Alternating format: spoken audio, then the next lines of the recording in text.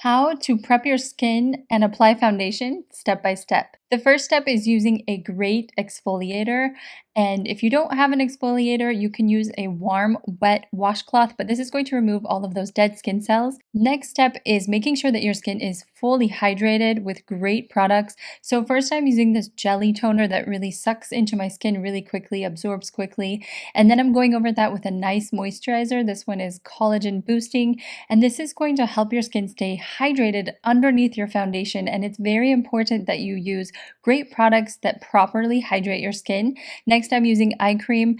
You want to make sure that you use eye cream because it's a different molecule underneath your eye, and that prevents your concealer from creasing. And then next, I'm going to use a lip hydrating balm. Before you go in with foundation, it is very important that you use a primer. And also, it's nice to use a primer that matches the foundation because the chemistry is supposed to work really well together. So usually if you find a foundation, I would stick with the primer that is meant to go with that foundation. Next, I'm using color corrector, and I like to place this before I apply my foundation because I like to let my concealer under my eyes soak in a little bit before I blend that in. Over the color corrector, I'm using some concealer, and this will set as I blend in my foundation. And while I allow that concealer to set, now I'm going to apply the foundation, and you can see this is how much I use of Huda Beauty's Easy Blur foundation.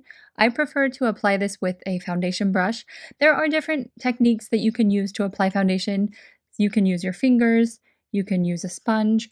I prefer to use a foundation brush for a few reasons. I like the way that it's hygienic. I like that I can keep the brush clean. I can wash it once a week, but I like how it creates this flawless, even coverage. And you can see how quickly this blends in. Look how this is covering all the redness, and it's just making my skin look like this clean palette. And I love that I can blend this out to almost look like I'm not wearing foundation. It looks very natural.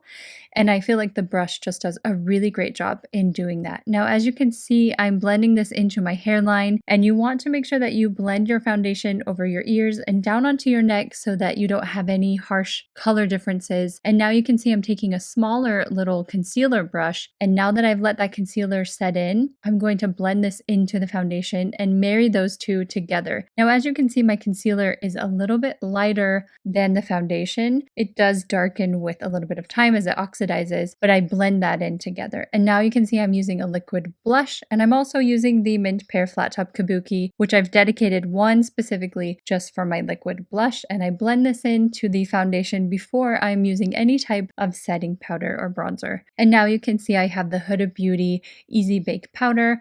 I'm using the shade Pound Cake, and I apply this over wherever I have foundation. I just want you to see the difference. Now, why do you use setting powder? Really, this helps lock in your foundation, and it does stay put all day long. But I just want you to see how this blurs all of my pores, all of my fine lines. It just looks flawless, and it looks this way in real life, like a real life filter. Now you can see I'm using a different color underneath my eyes. I use Cherry Blossom, which is a light pink, and I feel like this really brightens that under eye area. You can see the before and the after. Now that I've used setting powder, I'm going to use a bronzer, and I use this on my cheekbones and the temples. Now I'm going to finish the rest of the look here. You can see just some mascara. And here you go. This is a skin prep before you apply foundation and how to apply foundation. I hope you enjoyed this tutorial. Subscribe to my channel, and I'll see you in my next video. Take care.